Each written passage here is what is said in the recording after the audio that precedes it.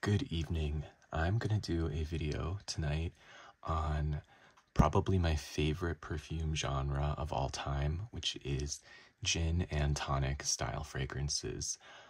I fell in love with gin and tonic style fragrances years ago when I tried one of the fragrances that I'm going to be discussing in this video.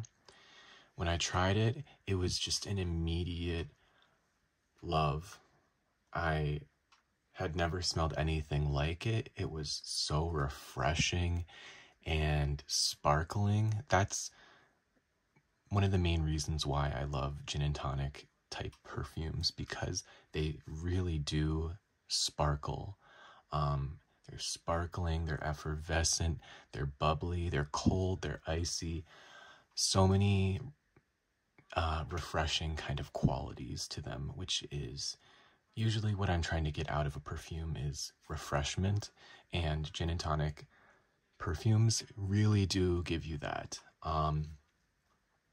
So when you are looking for this type of fragrance, you want to make sure that it contains a juniper note, which is one of the components of a gin and tonic, the juniper flavor.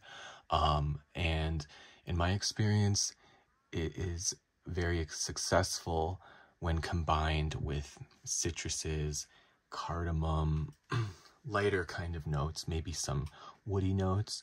You don't want to go too complex, because then the profile might not align so much with an authentic gin and tonic kind of smell. So I am going to discuss a bunch of fragrances in this video, pretty much in descending order. Well, not exactly. I'll let you know how I'm feeling about each fragrance, but it's basically in descending order from favorite to least favorite. All right, so I started off the video by telling you about the gin and tonic fragrance that changed my life, and that would be this one right here, which is Voyage d'Hermès, the Eau de Toilette. I'm gonna take spritzes as I go to just remind myself. This is amazing.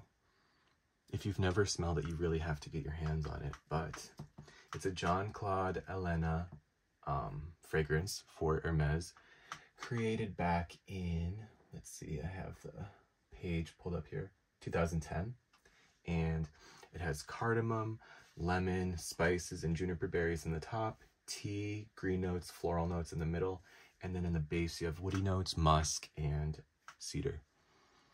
This is, it's kind of like when you crack open a can of, what is it called? Like carbonated water, sparkling water.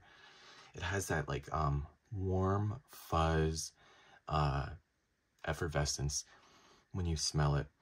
And when I smell Voyage d'Hermès, it's so refreshing. It kind of gives me that spiciness of ginger, but there is no ginger in this fragrance. So maybe it's just the spice notes, but I really do get, I can get that like wet lemon wedge, that as if you had squeezed a lemon wedge into carbonated water, and then you drop the lemon into your drink, you stir it around, and then you lean over and take a sniff. I'm really getting a realistic, bright lemon, not a candy lemon, but a bright, refreshing lemon. The juniper's there. It is such a good one. This is absolutely, hands down, my favorite gin and tonic fragrance. And the bottle matches the whole vibe of it all. Even though this is, I think, like a horse stirrup design, but it really does give you such a beautiful fantasy of gin and tonic. So that's number one, without a doubt. I also have here this is the Eau de Parfum. It's in a very similar bottle, but the you know, it's black instead of clear. So this one, in comparison,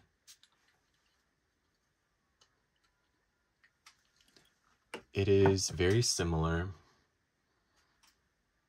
but it does smell just a bit heavier, a little bit sweeter, more syrupy. It's almost like they are focusing more on the spice aspect of this fragrance and less so on the brighter notes like the juniper berries and the lemon and the tea. It's more of like a sweet, spicy take on Voyage d'Hermès. I really love it a lot. And layering these two together is a great combination, because the eau de toilette, it does not have good performance in my experience. And it's very depressing for me because I would love to wear this. And I have tried like over spraying it. You can't imagine the number of sprays that I would use. And still, for me, it just doesn't last for more than a couple hours before it turns into a straight up skin scent. So layering it with the eau de parfum does help.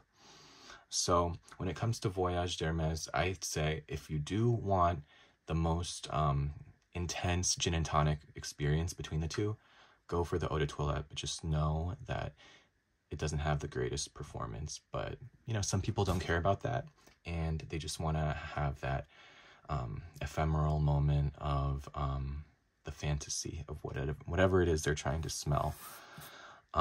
So amazing, also amazing.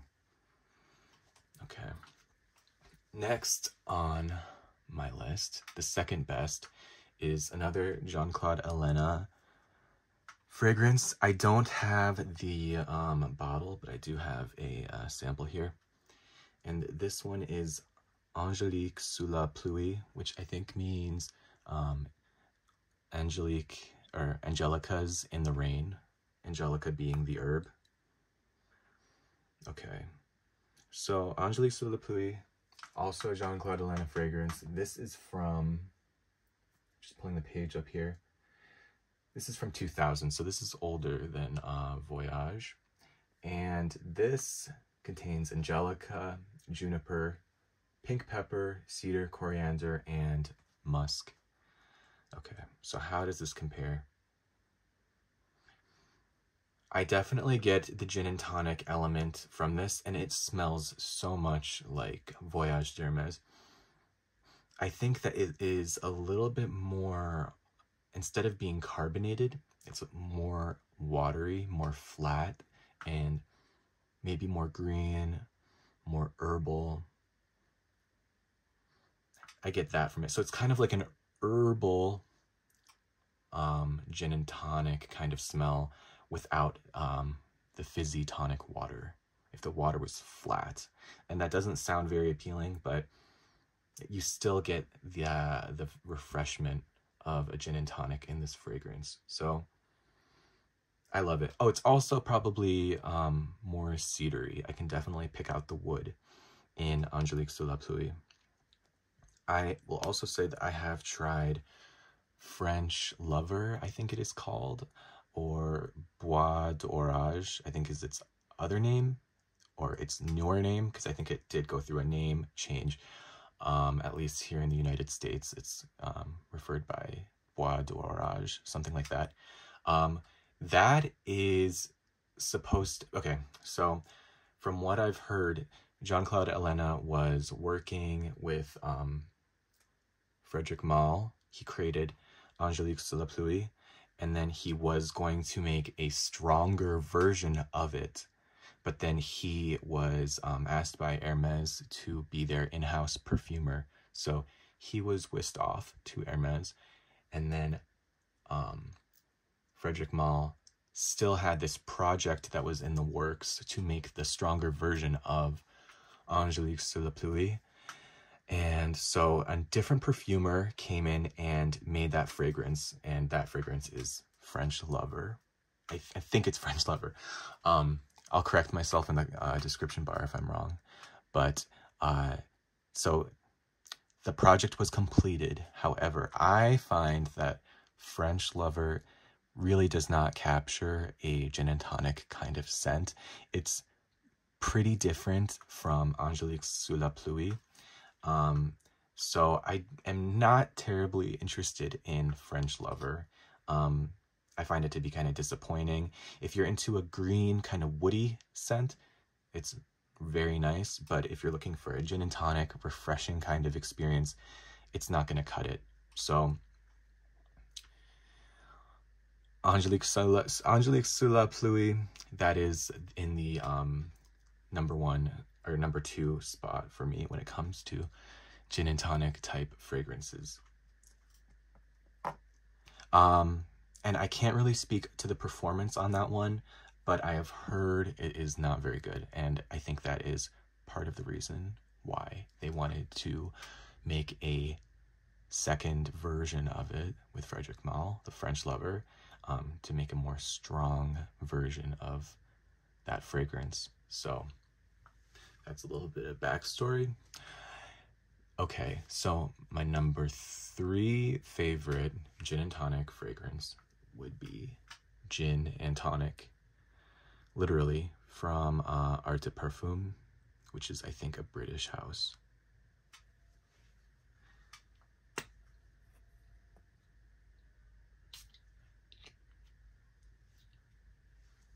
Really beautiful bauble, like bubbly bottle. I love that. Okay. Wow, this is good. This is so good. So, Gin and Tonic came out in 2016. It's by Art de Parfum, and it has the notes of juniper, grapefruit, lemon zest, and cucumber, and gin in the top. Wait a minute. Sorry, the gin is in the middle. And then in the base, you have cedar, white musk, ambergris, vetiver, and incense. This is very, very nice. You know, I've been giving them, I've been arranging them in descending order, but like I said, it's not completely cut in stone, or what is it, cut and dry, or set in stone, because this is so nice. So it's also, it's kind of like up there with Voyage. You know, I could see one day liking this more than that one, or liking Angeliques Sous la Pluie more than this one, but you know, it's very, very, you get that gin and tonic element for real. You get that straight up. There's no beating around the bush. But what you also get pretty strongly is you get that lemon zest. I don't really know how to describe it in comparison to regular lemon, but it's kind of sweet and rindy, as you could imagine. So when I'm sniffing this, I'm pulling that out, and it adds a lot of refreshment to this fragrance. Then there is the cucumber note, which I'm feeling is giving it a little bit of a watery element as well. Adds to the refreshment, because cucumbers are a very refreshing note to have in your fragrance. So I'm pretty much getting mostly, I'm sniffing it now, and obviously it's going to be all top notes right now, but even throughout the wear of this fragrance, I pretty much am getting the top notes, which is very good, because the gin and tonic notes are pretty much all top notes. The juniper berries, cardamom, the spices, the citruses that are in it, the aldehydic carbonated water, all of those are kind of like top notes. So that's great that they stick around for a long time. And this is a extrait de parfum, so this lasts pretty well. I think you could get 6+ hours wearing it. You will have to be a little bit more liberal with the application, but like I spray my clothes and my skin when I wear this, and I don't think that it's going to be extremely loud. I think it is kind of like a skin scent, maybe a small bubble around me. I think initially though, in the first hour or so, you're leaving behind a good sillage as you move around. So that is Gin and Tonic by Art de Parfum.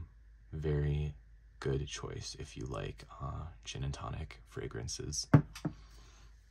The next one I'm going to talk about is, let's go with this one. This is Gin Fizz from Ganache Parfums. Give this a spray here.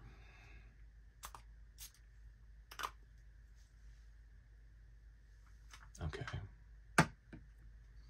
So, with Gin Fizz, I have the page pulled up from Ganache. I'm not sure of the year of release, but it has the notes of lemon zest, lime zest, club soda, simple syrup, juniper berries, and white musk. If you don't know, Ganache Parfums, they obviously focus a lot on fragrances that encapsulate different kinds of drinks and food items, and so they, as you can see by the notes, really go into the those edible kind of notes like simple syrup, club soda, and you for sure get the club soda element with this one. Remember earlier when I was talking about how Voyage d'Hermès had that freshly cracked can of club soda smell? And it's a very brief kind of experience when you're drinking club soda, but you crack it open and it's like the hot metal, the hot aluminum mixed with the acidic, bubbly drink inside. And if you slowed down, if you were like videotaping it and had a camera on it and were slowing down the frames, you could see like a wisp of, it's probably vapor, but it looks like smoke coming out of the can. You really get that imagery. You get it in smell form with this one right here. So if you love the element of gin and tonic fragrances that is more of the carbonated water aspect, definitely look into this one. And it is very zesty. I'm getting that lemon and that lime zest, absolutely. Not really the simple syrup right now, but when it wears, it does come out more. It becomes a little bit sweeter. And then there's that white musk, which I think it kind of melds with the carbonated water note. They're kind of one and the same, I'd say, with all of these fragrances, the white musk and the that carbonated water. So this is very good, a very literal gin and tonic fragrance. Not very boozy. Actually, I didn't say this before, but Voyage d'Hermès is not boozy. This is not boozy. Gin and tonic from Art de Parfum. Angeliques Pluie is not boozy. This is not boozy. This is the club soda, but there's no booze in here. Very good, very zesty. So, solid choice, gin and tonic from Ganache Parfums. If you did want the boozy aspect of a gin and tonic, this one right here, which is Gentle Fluidity Silver from Maison Francis Kurkdjian. This has the booziness in it. I have its page pulled up. I'm going to read the notes for you. It has the juniper berries, musk, coriander, woodsy notes, nutmeg, amber, and vanilla. So I am really getting booziness first and foremost with this. But it's not as bright and uplifting. It's kind of like soft and warm, a little bit lower decibel than something like this one, which is pops. This one pops more. This one is a little bit more smooth and lower down. It also has the vanilla and nutmeg, and I really wish this did not have vanilla and nutmeg, because nutmeg on its own is very sweet to me. For example, I think it's called Blue Noir from Narciso Rodriguez, but I cannot wear it because the nutmeg note in that is just too, it's too sweet for me and it ruins it. This has nutmeg and vanilla, and the two of them together just make this a little bit too sweet for me to really enjoy wearing. I think this could have really benefited from having citrus in it, citrus tea, something uplifting to bring it up a bit. But, you know, it does not. So, yeah, and you get the juniper. It's very much a gin and tonic fragrance. So you are absolutely getting that with this fragrance, but it is more boozy and maybe less crisp than the ones that I've mentioned already. But, you know, compared to other fragrances that are out there, and other freshies, I think you could say this is, you know, a crisp kind of fragrance. But amongst these ones that are my preferred gin and tonic fragrances, this is not quite as crisp. It's a little bit sweeter and it is more boozy. This one, I think, is the best performing of all my favorites here. Of course, right? The one that I like the least is the best performing. And I find that to be the case with nearly all Maison Francis Kurkdjian fragrances, except for A La Rose. That one does not last whatsoever on me. And mind you, I spray my skin and my clothes, so I give every fragrance a very fair shot when it comes to testing the performance. So yes, very good performing. You don't need a ton of sprays when you wear this. And I think that it actually dries down to be better than the opening. Yeah, it maintains the same kind of smell, but it just is maybe a little bit less aggressive in the dry down than it is on the first, you know, initial spray, the first hour. Very good one. Let me take another whiff of it. Yeah, that's really good. And maybe I'll also say, out of these here, this one might be the most abstract when it comes to gin and tonic. I don't know. Because it has like a sexy musk to it, which is common in all Francis Kurkdjian fragrances. He really excels at the musk that he uses.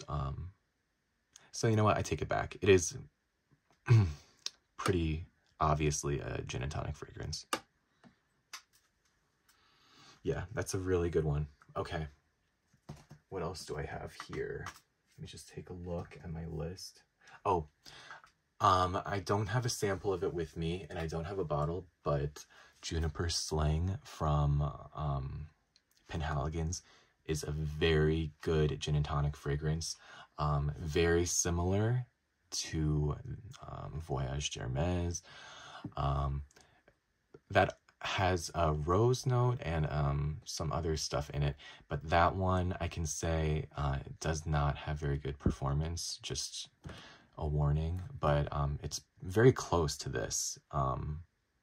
So as you can imagine, I like that one a lot, but you know, the performance isn't so good, so I don't know if I'm very interested in getting a bottle of that because Penhaligon's is expensive, and I already have this. So okay, so that's Juniper Sling, which I don't have with me here. I also will talk about the sample of it here. This is a sample of Royal Water from Creed. Okay, so Royal Water. Take a little whiff of it right now. This is a little bit old-fashioned smelling compared to the other fragrances I've just talked about.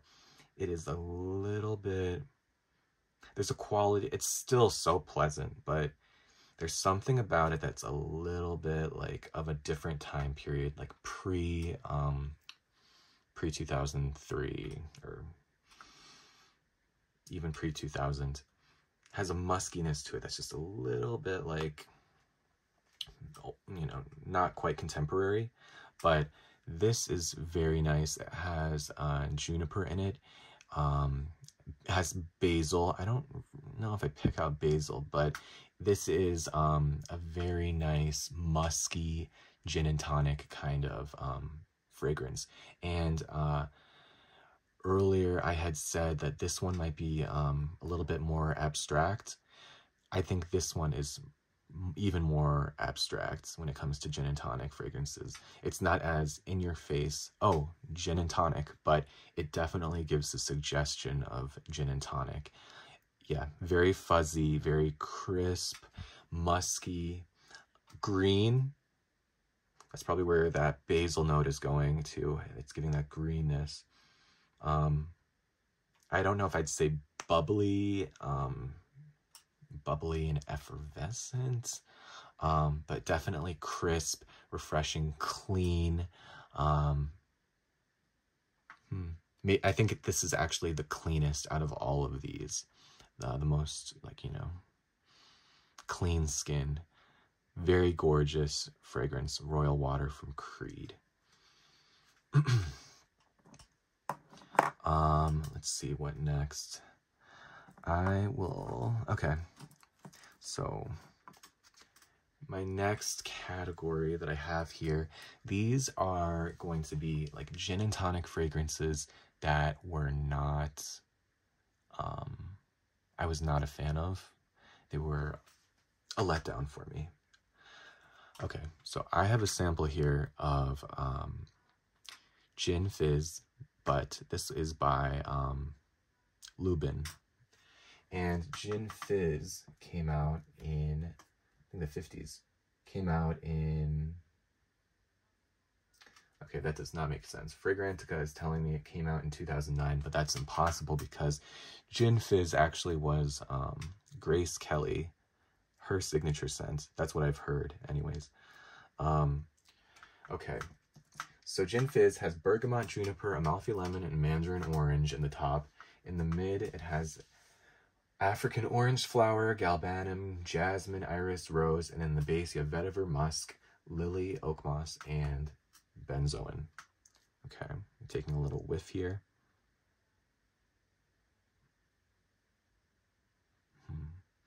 Yes, okay. So Gin Fizz, this maybe is the most complex gin and tonic type fragrance that that I know of, and that I would consider to be a gin and tonic fragrance. I guess that means the same thing, right?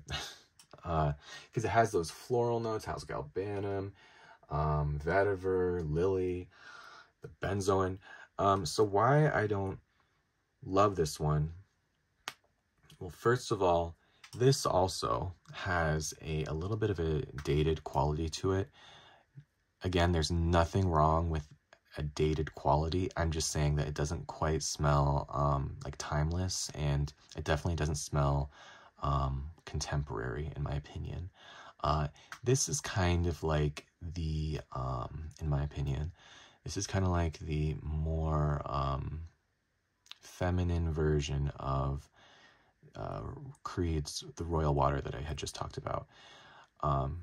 Obviously, gender doesn't really mean anything in perfumery, but if we're going by, you know, the sensibilities that are out there, this might be a little bit more on the feminine side. But of course, men love this fragrance, men wear this fragrance. So it's just a little bit, just smells a little bit, I don't know, I think it's the iris maybe in here. It gives it a little bit of a powdery element to it that I'm not crazy about.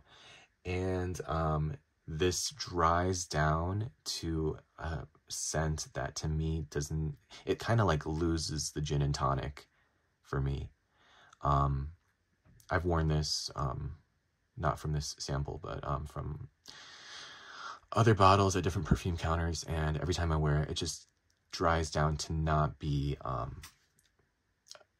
the gin and tonic fragrance that I want it to be. So that is first on my list for disappointing gin and tonic fragrances that I don't know if I'd really recommend, but I don't know. It is a beautiful fragrance, but there's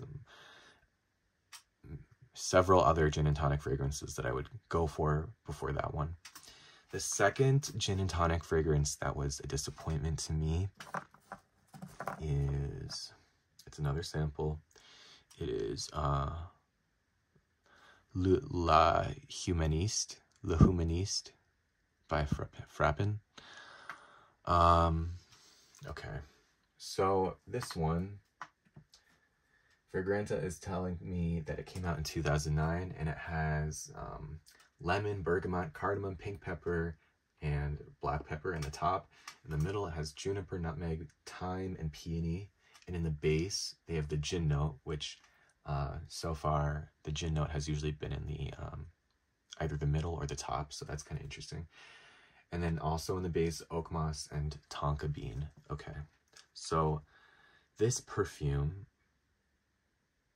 to me, this is really not gin and tonic, and it has all of the parts to make the gin and tonic, but I don't know what went wrong, but it does not smell like a gin and tonic to me. It is very refreshing, and I can see this being a nice musky skin smell, like a clean musky skin smell. Very unisex. Well, some people find fragrances that have like no sweetness to them to be masculine, so if that's you, this might be too masculine for you. But it is kind of like a musky, slightly metallic, refreshing skin smell. I'm not getting a lot of pepper from it. Trying to think about any of these notes that I read to you, if I'm getting any of them. I can't say that I do, but to me, this is just not, this is not a good representation of gin and tonic.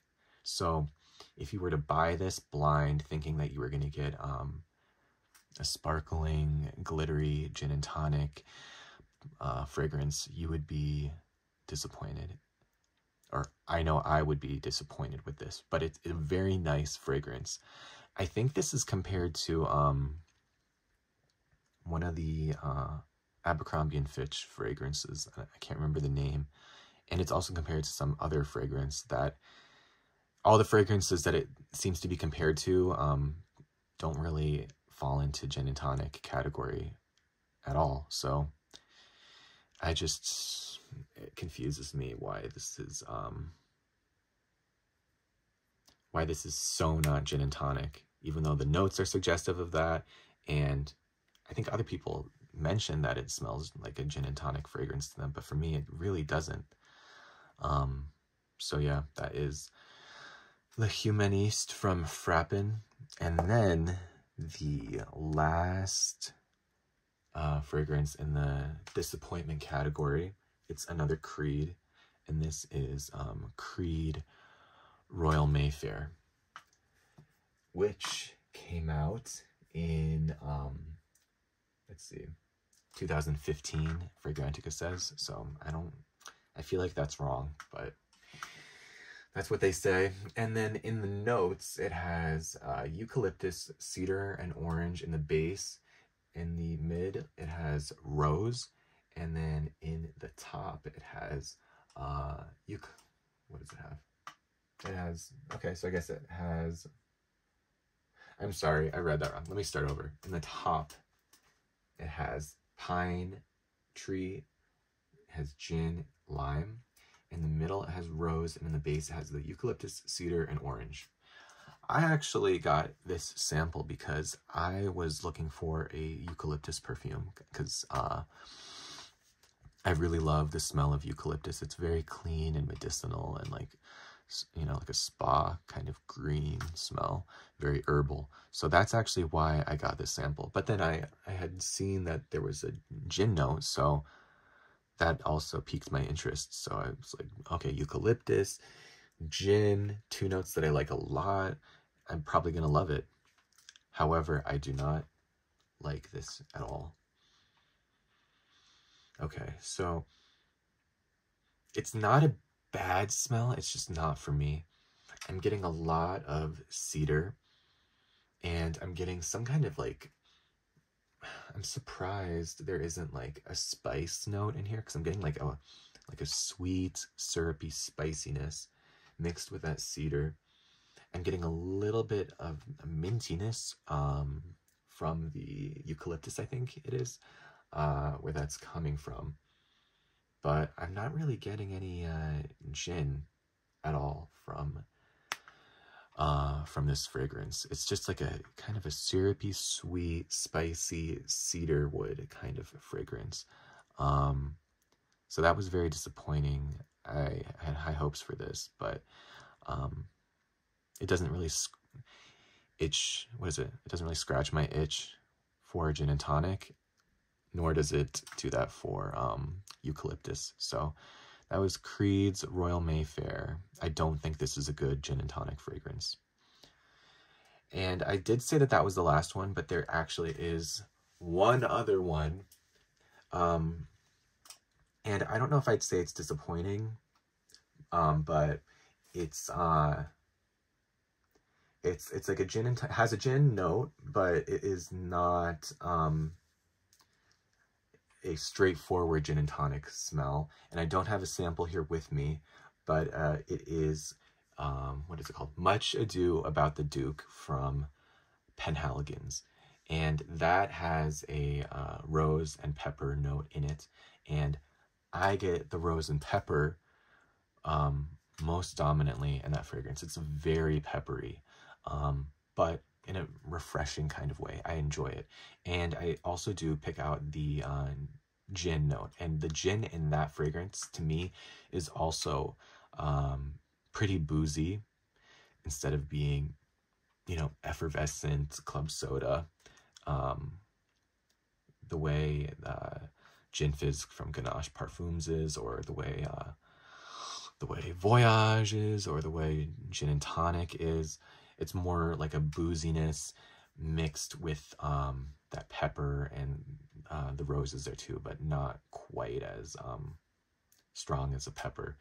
Very, very nice fragrance. So I would like to actually get a decant of that and try it out. But yeah, it's just not quite a clear-cut gin and tonic fragrance the way the ones that I've talked about today are. So that is it for me. Those are the fragrances I wanted to talk about. There's some other juniper fragrances that I have and know of, but they did not really, in my opinion, they don't really count when it comes to being gin and tonic. They're a little bit different in certain ways where I wouldn't categorize them with these other fragrances here that I've talked about today. So, yes, I hope you've enjoyed this video on a fragrance category that I'm very passionate about. I hope you're also interested in these ones the way I am. Yeah, if you have any questions or whatever, you can comment below. Thank you so much for watching, and have a great rest of your day. Bye.